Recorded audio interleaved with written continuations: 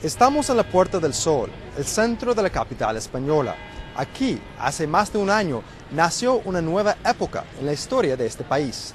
En rechazo a los ajustes presupuestarios impuestos por el gobierno, decenas de miles de personas inundaron esta plaza para exigir un cambio profundo en un sistema político y económico que servía a los intereses de los grandes bancos y empresas multinacionales y no al pueblo. Fue un levantamiento espontáneo y sin líderes, y ha seguido así hasta el día de hoy. Pero si existe una persona quien encarna esta lucha contra el poder económico y político de España, sin lugar a dudas, sería un hombre llamado Juan Manuel Sánchez Gordillo. Es alcalde de un pueblo pequeño llamado Marinaleda, a 500 kilómetros al sur de Madrid, en la región empobrecida de Andalucía. Hace poco se hizo famoso mundialmente al apoyar protestas en supermercados, en los cuales los manifestantes robaron alimentos básicos para distribuir a los pobres. Hace unos días nosotros hablamos con Juan Manuel Sánchez Gordillo, mientras que él lideraba una marcha a la ciudad sureña de Cádiz. Mira, nosotros, el Sindicato Obreros del Campo pertenece y fue fundador de Vía Campesina. Nosotros conocemos los Sin Tierra de Brasil, a todos los movimientos revolucionarios campesinos que hay en el mundo, e indígenas. Y desgraciadamente la estructura en Europa de Andalucía en cuanto a la posesión de la tierra es muy parecida a la de América Latina. El 2% de los propietarios posee el 50% de la tierra cultivable. La concentración de la propiedad en Andalucía es 10 puntos superior a la que había en la Segunda República, que se intentó una reforma agraria, lo que pasa es que con el golpe de Estado de Franco se anuló. Pero esa reforma agraria sigue pendiente. El pequeño campesino europeo y el campesino de América Latina tienen el mismo enemigo, que son las 4 o 5 multinacionales que controlan la política de precios. Y esas están por debajo de los costos de producción. Y luego en Andalucía hay lo que no hay en ninguna parte de Europa, que son jornaleros, que son trabajadores del campo sin tierra, los que trabajan con los grandes latifundistas. Entonces, en muchas cosas tiene similitudes con América Latina, y por eso también las ocupaciones de tierra que venimos haciendo el sindicato desde siempre, porque pensamos que la reforma agraria es imprescindible y ahora pensamos que hace falta una soberanía alimentaria, que es el alimento como un derecho y no como una mercancía con la que se especula. Marinaleda era pues un pueblo de la Andalucía profunda, que no tenía apenas para vivir, y cuando nosotros llegamos había la gente que ni siquiera tenía garantizado el comer todos los días. Era un pueblo que eminentemente de jornaleros, campesinos sin tierra, que trabajaba un mes la recogida de la aceituna y el resto estaban parados o en la inmigración, no había nada. Nunca se había hecho vivienda pública y no tenían las instalaciones mínimas. Bueno, pues eso se le ha dado un cambio radical. Hoy pues se ha conseguido tierra mediante lucha, se ha creado industria, la vivienda es un derecho, los impuestos son bajos, el nivel de vida de instalaciones tiene muchísima calidad. Establecemos la democracia directa, todo se decide en asamblea, todos los cargos son elegibles y irrevocables. Nosotros firmamos un documento que seremos los primeros a hablar de la lucha y los últimos a hablar del beneficio.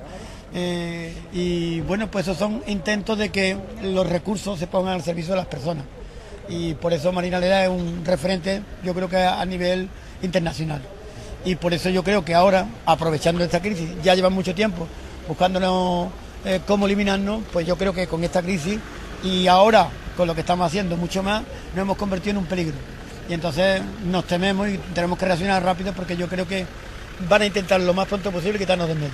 Este movimiento, quizás por el momento en el que se ha producido, ha generado un despertar, y sectores que quizás nunca hayan conectado con nosotros, pues había una conexión, una explosión grandiosa, ¿no? Como habéis podido comprobar.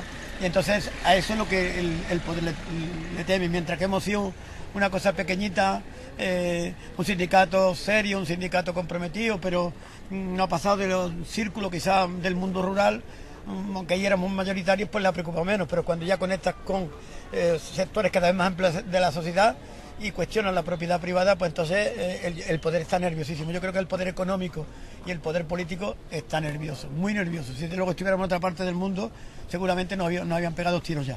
Aquí nos harán otra cosa, que será desprestigiarnos, buscarnos la cosquilla, meternos en la cárcel, intentar que por ejemplo, yo no pueda tener ningún cargo público. Sabemos que hay una lista de 11 detenidos posibles que van a suceder en las próximas horas, según tenemos noticias, y yo creo que van a reprimir el movimiento y van a intentar hacer un castigo ejemplar. Y por supuesto, la gente más conocida yo creo que nos van a buscar las cosquillas por cualquier parte para quitarnos de en medio de una forma o de otra. Bueno, nosotros lo que hemos señalado a los culpables de la crisis, los bancos, porque pensamos que esta crisis no es crisis, es una gran estafa de las famosas hipotecas basura, 200 billones de dólares que han roto el mercado financiero. Cuando los bancos no han prestado dinero, pues se han ido crisis de la industria, crisis sistémica.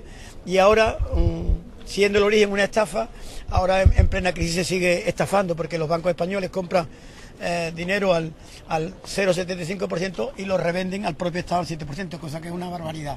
Es una estafa en medio de la estafa. Y claro, ¿cómo se paga la deuda? Ahora se paga la deuda mediante recortes. ¿Quién paga los recortes? Los trabajadores de las clases medias hacia abajo. El pequeño campesino, el pequeño comercio. Entonces, como la situación es de un índice de paro grandioso, del 34% en Andalucía y del 24% en España, bueno, pues entonces ellos temen que esto produzca una conexión y que produzca una rebeldía, un levantamiento, y por eso el poder ha sacado lo más reaccionario que lleva dentro y está actuando con métodos no propios de la democracia occidental en la que teóricamente vivimos. Nosotros que le hemos señalado los bancos porque son culpables, nosotros hemos ocupado fincas porque se está concentrando la propiedad de la tierra y hay 500.000 jornaleros que no tienen trabajo y pensamos que la tierra y los recursos naturales tienen que ser de quien la trabaja.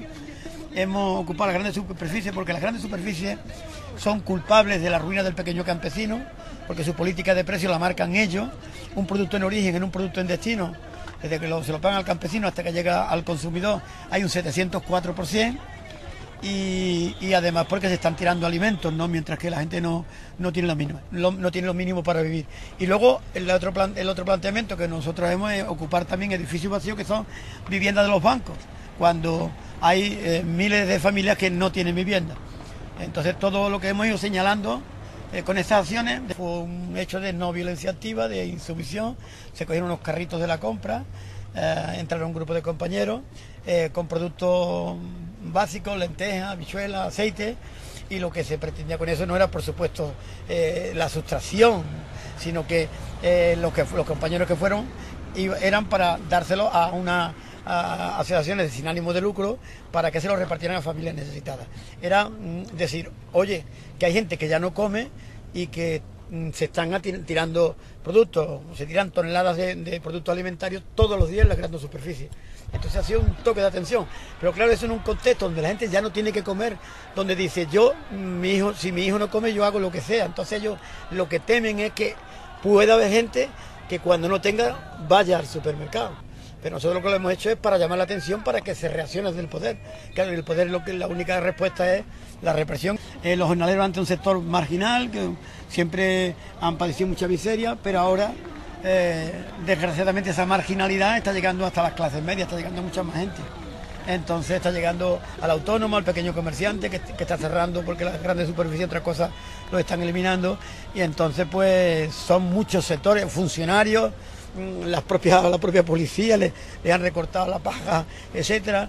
Entonces son mucha gente los que están afectados y son mucha gente la que se siente identificado con alguien que diga, oye, que aquí esta crisis es que ustedes han robado y que los verdugos de la víctima se les premia dándole 150.000 millones que se han dado a los bancos, y a nosotros nos sacáis recortes para pagar el dinero a los bancos.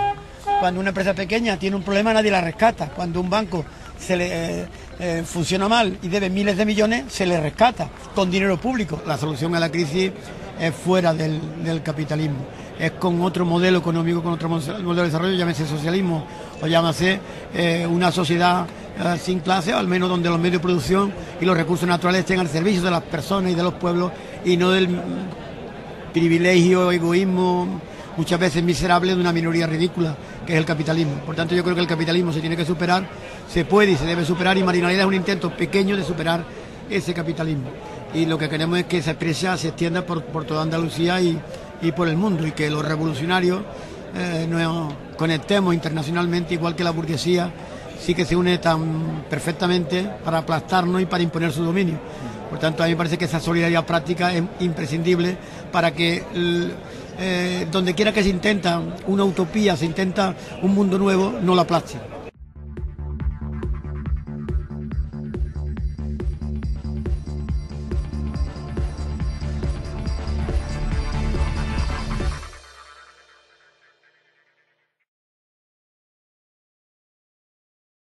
en deudas y guerrillas y el siglo que se va. A México le da por esperar, como he hecho falta en estos días. Un capitán, un héroe, una señal, y no veo más que extrañas pistas de sueños que se pierden en el mar.